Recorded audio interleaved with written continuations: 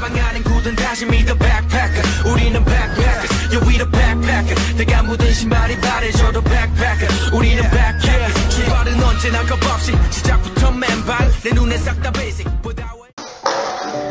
Assalamualaikum warahmatullahi wabarakatuh. Perkenalkan, saya Mariani dari program studi ilmu kelautan. Dalam kesempatan kali ini, saya akan mempresentasikan tentang pemodelan pasang surut dan gelombang pasang panjang di cekungan pesisir. Baiklah, langsung saja.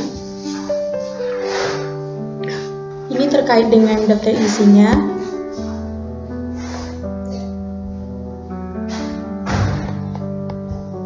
Selanjutnya,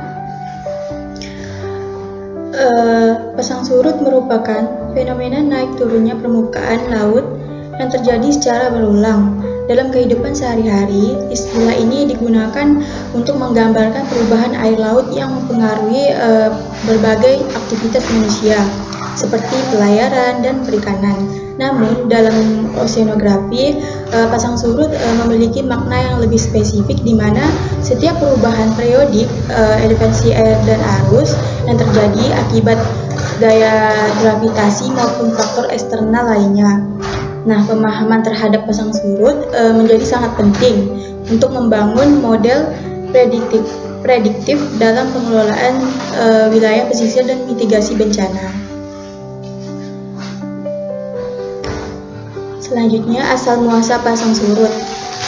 Pasang surut disebabkan oleh gaya gravitasi yang diberikan oleh bulan dan matahari terhadap bumi.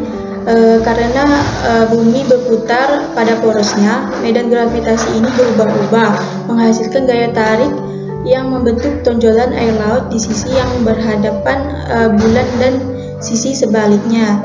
Gerakan ini terjadi di skala global dan membentuk pola pasang surut harian dan setengah harian yang kompleks. Pemahaman tentang asal-muasal ini mendasari semua model prediksi pasang surut di kemudian hari. Nah, pada gambar ini, di mana pasang perbani terjadi saat bulan berada pada fase perempat awal atau perempat akhir. Posisi bulan, bumi, dan matahari membentuk suatu sudut siku-siku, yaitu 90 derajat. Nah, gaya tarik-menarik gravitasi bulan dan matahari saling melemahkan. Akibatnya, pasang naik tidak terlalu tinggi, pasang surut tidak terlalu rendah, dan disebut juga pasang minimum. Nah, untuk pasang purnama ini terjadi pada saat bulan berada pada fase bulan baru atau bulan purnama. Posisi bulan, bumi, dan matahari berada segaris, dan gaya gravitasi bulan dan matahari saling menguatkan. Akibatnya, pasang naik sangat tinggi, pasang surut sangat rendah, dan disebut juga pasang maksimum. Nah, dari gambar ini dapat disimpulkan pasang purnama menyebabkan perbedaan tinggi air laut yang besar atau ekstrim, dan pasang perbani menyebabkan perbedaan tinggi air laut yang sangat kecil atau melemah. Selanjutnya, model Newton dan teori equilibrium. Nah, pada gambar di sini, gambar Isaac Newton di bawah pohon apel menggambarkan momen terkenal saat Newton menggunakan gaya gravitasi setelah melihat apel jatuh. Dari sinilah ia menggambarkan hukum gravitasi universal yang menjadi dasar penting dalam menjelaskan fenomena pasang surut air laut. Nah, Newton juga menyadari bahwa bulan dan matahari memiliki gaya tarik terhadap bumi, termasuk terhadap air laut. Pada gambar timbang ini menggambarkan konsep equilibrium atau keseimbangan. Nah, teori equilibrium dapat dalam oceanografi menjelaskan bahwa permukaan laut akan selalu berusaha mencapai keadaan seimbang, sehingga respon terhadap gaya gravitasi bulan dan matahari ini, teori ini mengasumsikan laut merespon secara instan dan tanpa hambatan terhadap gaya-gaya tersebut. Nah, Isaac Newton mengembangkan model idealis pertama tentang pasang surut, dikenal sebagai teori keseimbangan. Dalam model ini diasumsikan bahwa bulan sepenuhnya tertutup dari air dan permukaan laut bisa berubah bentuk secara instan mengikuti perubahan medan gravitasi. Meskipun sangat sederhana dan mengabaikan keberadaan benua, model ini tetap memberikan gambaran fundamental tentang bagaimana gaya gravitasi menghasilkan pasang surut. Nah, ini menjadi titik awal bagi pemahaman dinamika lebih kompleks yang terjadi di lautan nyata. Perbedaan laut dalam dan cekungan pesisir. Pasang surut di laut dalam dan di cekungan pesisir menunjukkan perbedaan yang signifikan. Di dalam laut, pasang surut berupa gelombang panjang dengan amplitudo kecil dan kecepatan tinggi karena kedalaman air yang besar. Sebaliknya, di cekungan pesisir, pasang surut menjadi lebih besar karena efek topografi, gesekan, serta fenomena resonansi. Cekungan sempit atau laguna dengan koneksi kecil ke laut terbuka, misalnya, dapat memiliki variasi pasang surut yang jauh lebih kecil dibandingkan laut dalam, tetapi arus yang lebih kuat. Selanjutnya, dekomposisi harmonik pasang surut. Nah, karena pasang surut merupakan fenomena periodik yang kompleks, para ilmuwan menggunakan teknik dekomposisi harmonik untuk menganalisisnya. Dengan metode ini, pola pasang surut diuraikan menjadi serangkaian komponen sinusoidal sederhana dengan frekuensi tertentu yang disebut konstituen pasang surut.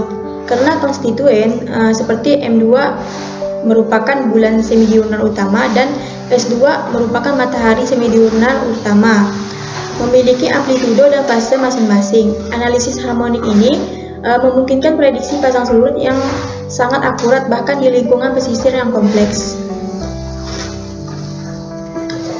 Selanjutnya, prediksi pasang surut. Prediksi pasang surut astronomis sudah ada jauh sebelum komputer ditemukan. Dengan mengamati permukaan laut selama periode tertentu minimal 29 harian dan menguraikan data ini secara harmonik, ilmuwan dapat memprediksi kapan pasang naik dan surut akan terjadi di masa depan. Nah, metode ini sangat penting untuk berbagai aktivitas maritim termasuk navigasi kapal besar yang hanya bisa berlabuh pada saat air tinggi. Prediksi pasang surut juga mendasari dalam perencanaan proyek infrastruktur pesisir seperti pelabuhan dan jembatan. Selanjutnya, model cekungan satu dimensi.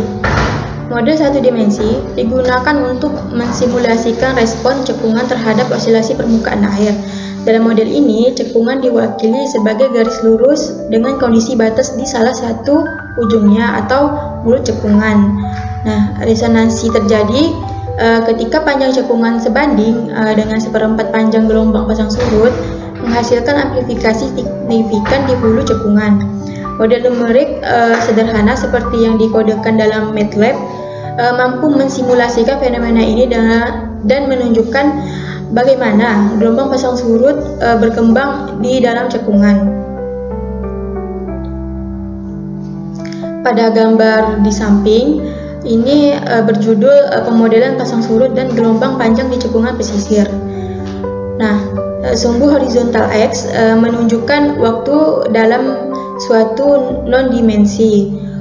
Pada sumbu vertikal Y menunjukkan elevasi permukaan air juga dalam suatu non-dimensi. Nah, grafik ini menunjukkan osilasi atau gelombang yang timbul dan perlahan meredam seiring waktu.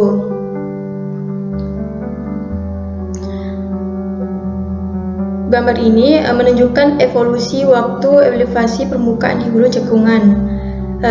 Model menunjukkan ada osilasi dominan dengan periode waktu non-dimensi sekitar 0,2 yang menunjukkan waktu yang dibutuhkan gelombang untuk bergerak dari mulut ke hulu dan kembali lagi. Perlambatan amplitudo osilasi terjadi karena adanya gesekan linear yang disimulasikan dalam model dengan waktu redaman sekitar 10. Fenomena ini juga dikenal sebagai switching, yaitu osilasi alami dalam cekungan air tertutup atau setengah tertutup. Sebagai analoginya, peristiwa ini disamakan dengan osilasi kopi dalam cangkir ketika digoyangkan. Nah, berbentuk dan ukuran wadah berpengaruh terhadap frekuensi dalam redaman gelombang. Nah, grafik menunjukkan bahwa beberapa lonjakan lebih tinggi daripada gangguan awal yang menggambarkan resonansi sebagai sebagian di awal osilasi.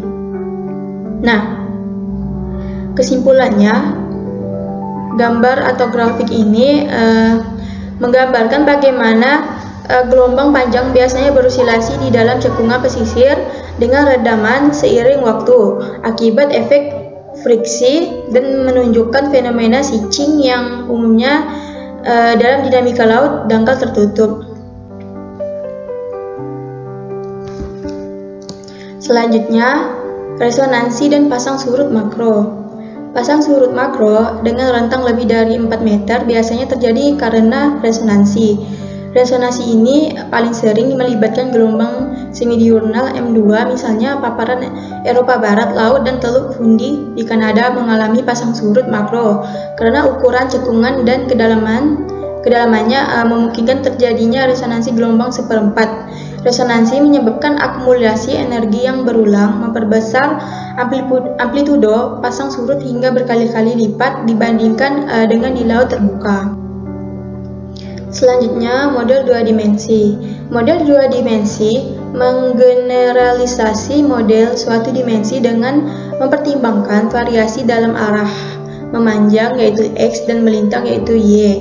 Nah, ini penting untuk mensimulasikan estuari, delta, dan teluk-teluk besar, di mana bentuk dan konfigurasi batas sangat berpengaruh pada pola pasang surut. Selain itu, dalam model 2 dimensi, rotasi bumi yang terjadi karena efek Coriolis mulai memainkan peran besar dalam pembelokan arus pasang surut, menciptakan sistem amfidromik di mana amplitudo pasang surut menjadi 0 di titik tertentu. Nah, pada gambar di samping, bidang persegi panjang mewakili suatu area dalam sistem koordinat 2 dimensi X dan Y. Nah, arah panah menunjukkan vektor kecepatan fluida U dan V pada masing-masing titik grid. Vektor U adalah komponen kecepatan dalam arah X, sedangkan vektor V adalah komponen kecepatan dalam arah Y. Nah, posisi vektor U digambarkan di tengah sisi horizontal karena mengukur kecepatan dalam arah X. Sedangkan vektor V digambarkan di tengah sisi vertikal karena mengukur kecepatan dalam arah Y. Untuk titik pusat biasanya digunakan untuk menyimpan nilai tekanan atau skala lainnya. Nah, garis putus-putus ini menunjukkan arah masuknya aliran dari dalam atau boundary conditions atau kondisi batas. Garis-garis panah pada ganda dan arah mata angin menunjukkan bahwa pada setiap grid terdapat komponen arah vektor yang terpisah, yaitu U dan V tidak diukur di titik yang sama tetapi di sisi sel grid.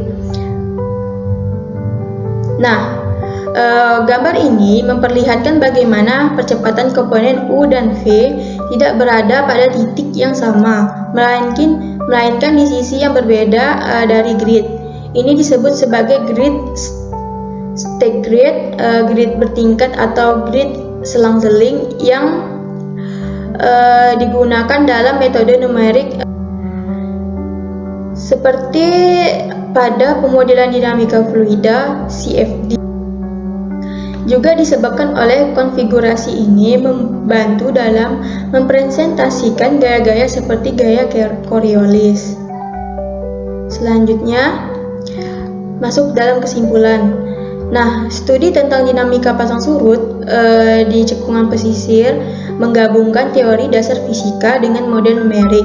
Untuk memahami dan memprediksi fenomena alam yang kompleks ini, pasang surut tidak hanya ditentukan oleh gaya gravitasi, tetapi juga oleh faktor lokal seperti bentuk cekungan, gesekan dasar laut, dan resonansi.